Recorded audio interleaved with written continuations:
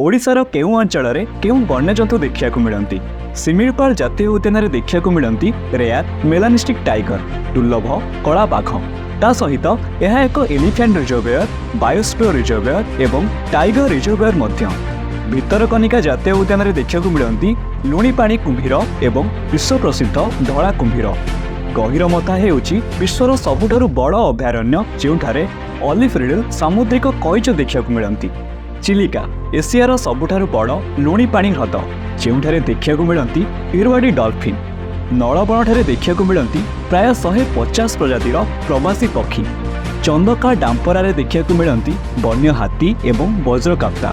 नंदनकानन हेउची विश्वर प्रथम चिड़ियाखाना जेउठारे 1980 मसीह breeding process द्वारा एक धला बाघ जन्म नहीं। सातकोशिया देखा मिले महाबल बाघ।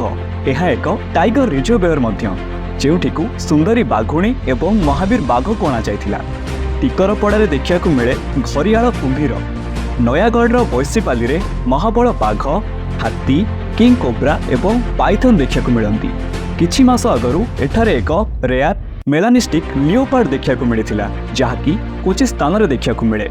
बालुखंड कोणार्क देखा मिलती ब्लैक बक बा कृष्णसार मृग।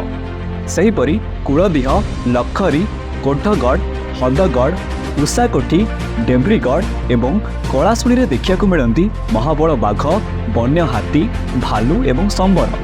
आम ओडिशार राज्य पशुर ना कौन कमेंट रे लिखंतु।